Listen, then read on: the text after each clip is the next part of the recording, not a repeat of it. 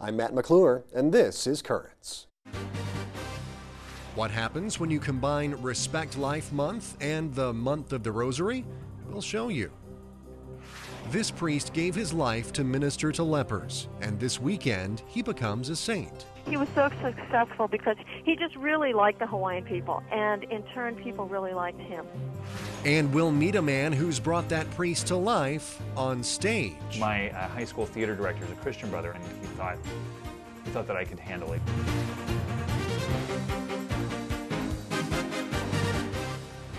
Well, good evening. Thank you so much for joining us tonight. Francesca Maxime has the night off. Well, as you may already know, October is Respect Life Month, when we look at issues like abortion, euthanasia, end-of-life care, and the dignity of every life. That's taken on a special significance this year, as abortion is one of the main points of contention in the debate on health care. But probably not as well known, October is also the month of the Rosary. On Wednesday at Good Shepherd Church in Sheepshead Bay, Brooklyn, both of this month's themes, life and the Rosary, were combined in a special Mass. We set our cameras out to the Rosary for Life.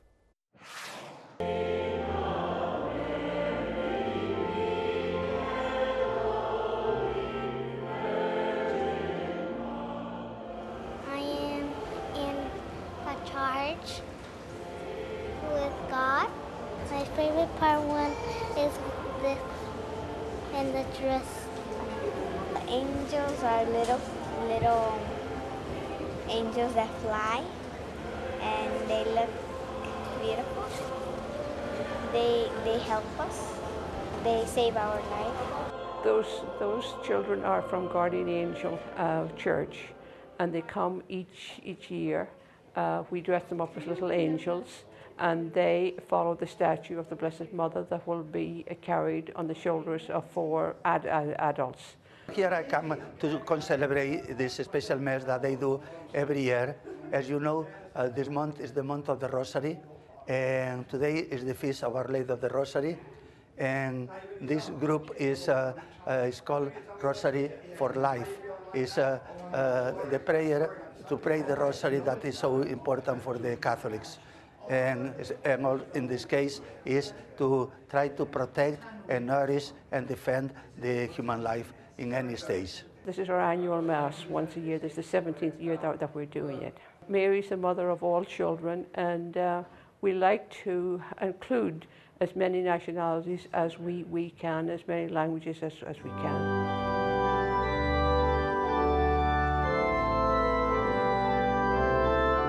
This is my parish, and I like that we're all familiar with one another, and we're very kind to each other. I'll be altar serving today, helping out on the altar. Help out the priest, help with Eucharist, and bring the cross out and candle. It means a lot to me because I actually get to help out my parish, so it's just important.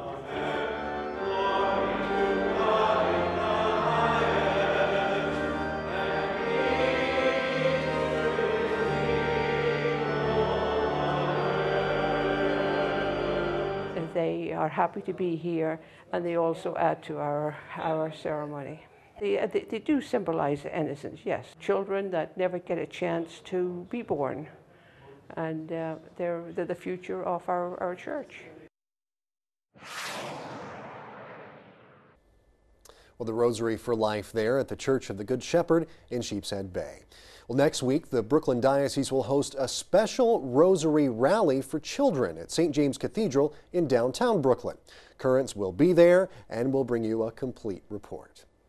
Stay tuned, though, because coming up next when Currents returns, President Obama wins the Nobel Peace Prize. We'll hear what the Vatican had to say. That and the rest of the day's headlines straight ahead.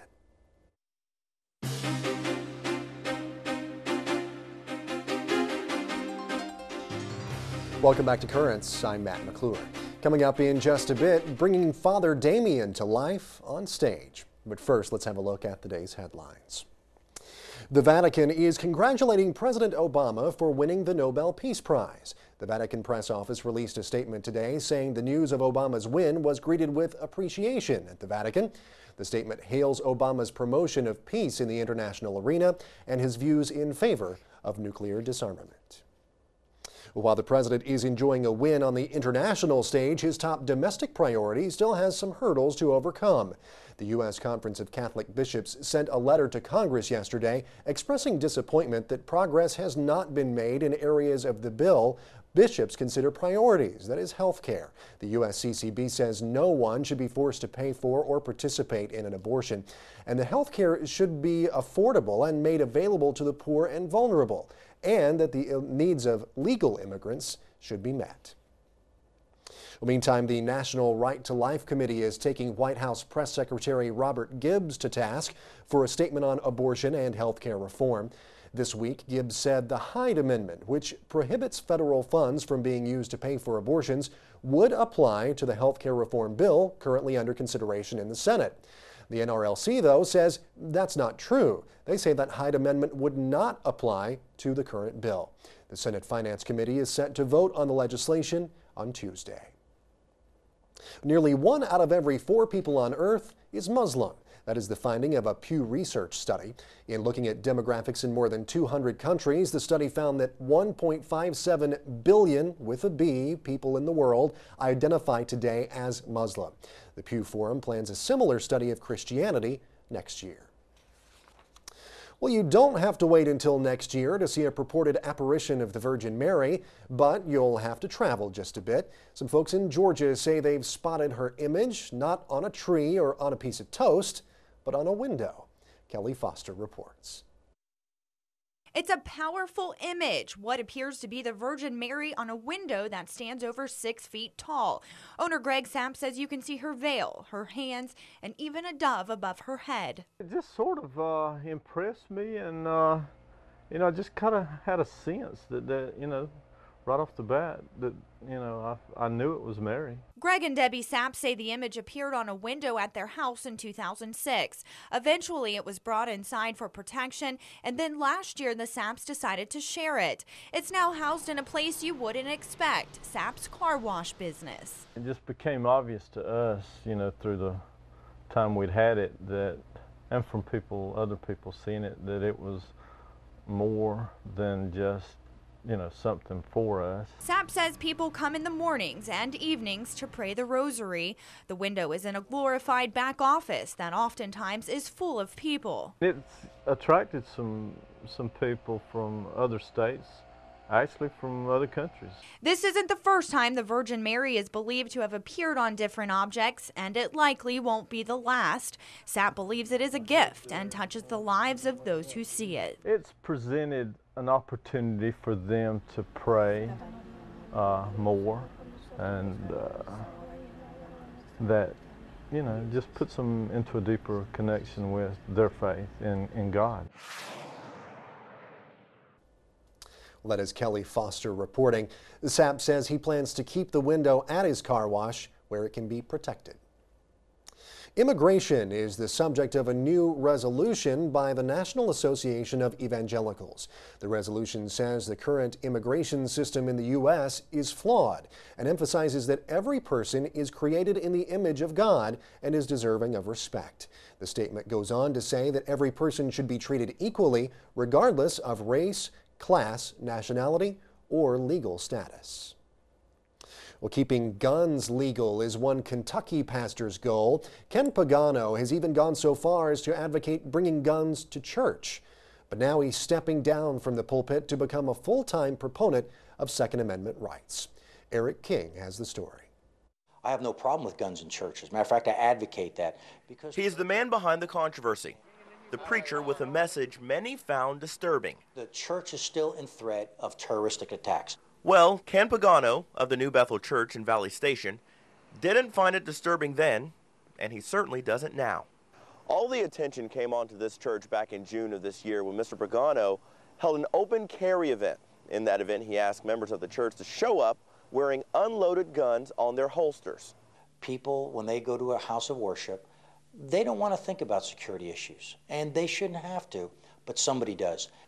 Pagano has officially resigned from the church and the denomination on his own terms, and says after 30 years of pulpit work, he's ready for a change. He plans to spend his days advocating Second Amendment rights and promoting the merits of carrying certified concealed weapons. With the help of a New York rabbi and others, He's already helped form a group called the International Security Coalition of Clergy. We want to fortify religious institutions, whatever they are, whether they're synagogues, churches, or schools, religious schools, because the armed citizen is the first line of defense. Well, that is Eric King reporting. Pagano is a retired Marine who also works part-time as a gun instructor and chaplain for the Louisville, Kentucky Police Department. Well, stay tuned. There's much more currents coming up straight ahead. A priest who ministered to society's outcasts will soon be a saint. We'll look at his amazing life. He was really a person who thought a lot about human rights and valued the human rights and dignity of every person.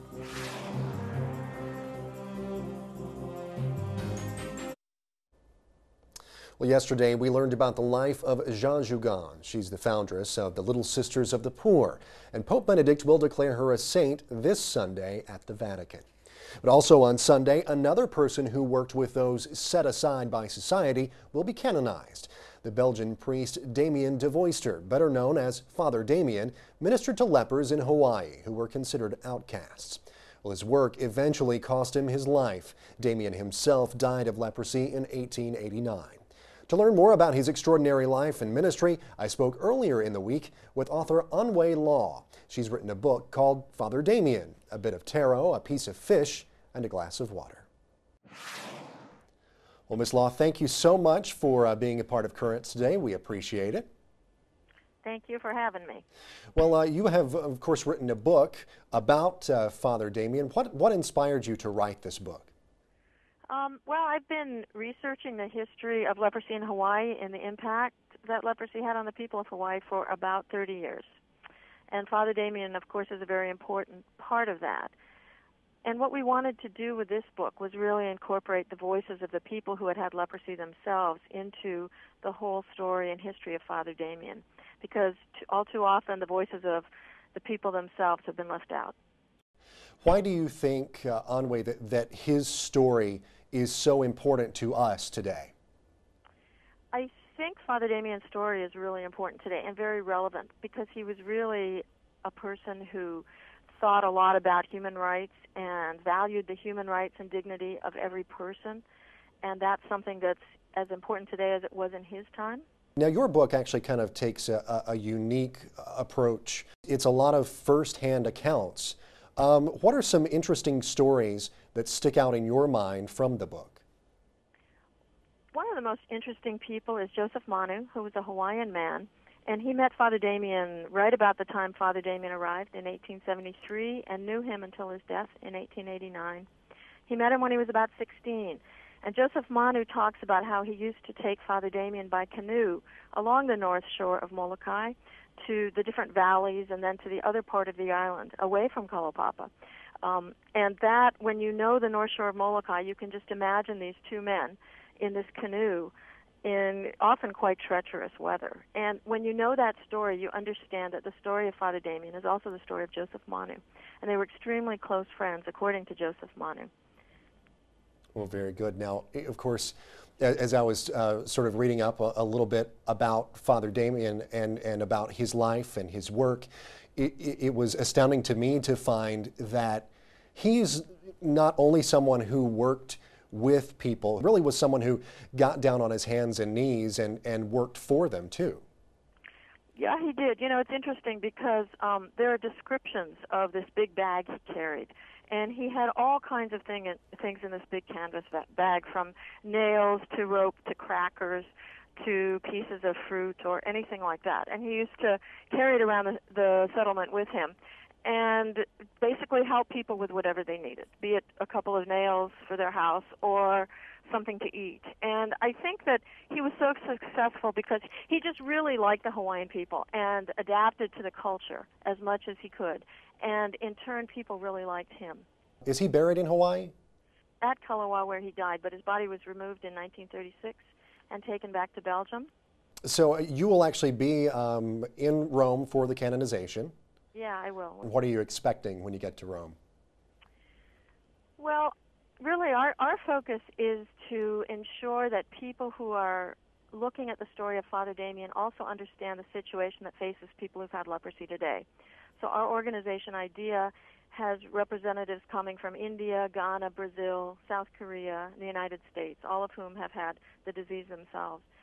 And we're coming to Rome to celebrate the canonization of Father Damien, but to also talk about the fact that the human rights of people who have had leprosy are still being compromised today, and trying to use his example to focus attention on the need for justice for individuals who've had leprosy. Okay.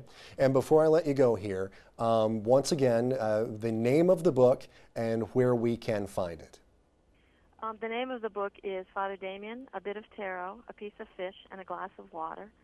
And you can find it in some bookstores, mostly in Hawaii right now, but also you can find it on our website. Okay, well, very good. Well, Anwei Law, thank you so much for joining us on Currents. We really appreciate your time. Thank you very much. Well, I've written more about Father Damien on our blog. It's Riding the Wave. You just go to currentsny.net and click on Riding the Wave. It's right there on the right-hand part of the screen. But stay tuned. We've actually got much more about Father Damien on Currents straight ahead. We'll meet a local man who's brought Father Damien's story to audiences around the country. His body was exhumed in 1936 and brought back to Belgium. The play follows the journey of his coffin being brought back to Belgium.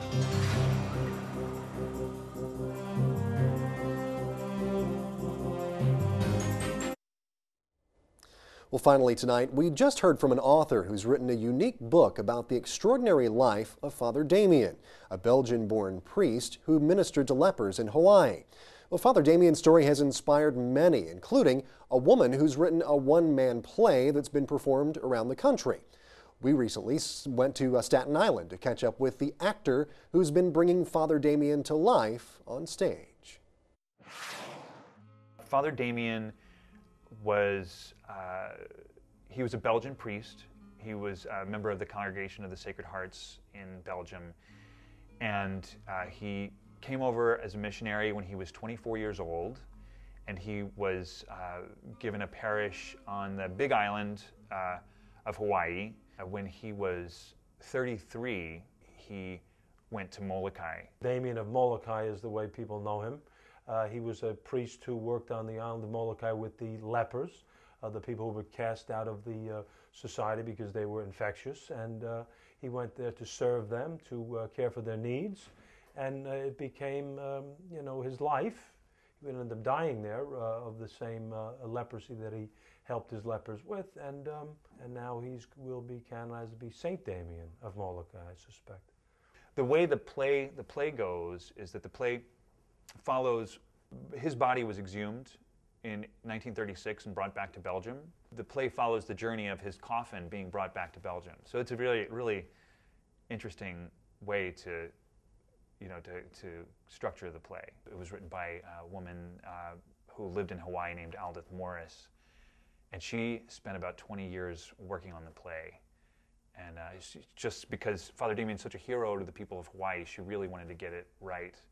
I've done actually over 100 performances of the play, and probably performed it in about 20 different cities.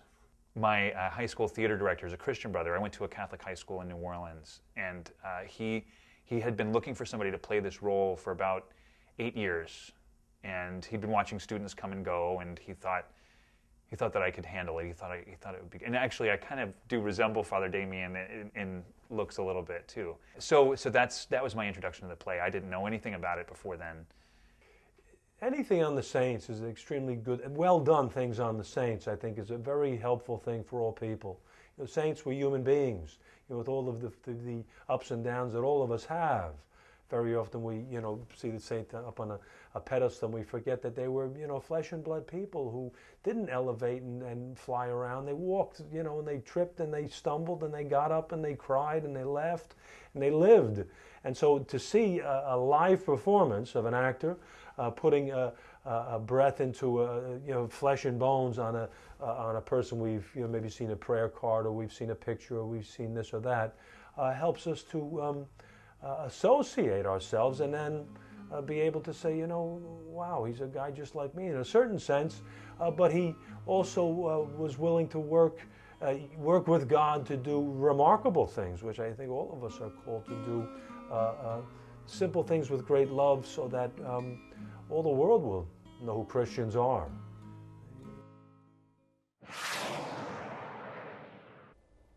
Father Ed Sipot of Holy Child Parish on Staten Island, a man whose own life has actually taken some interesting turns.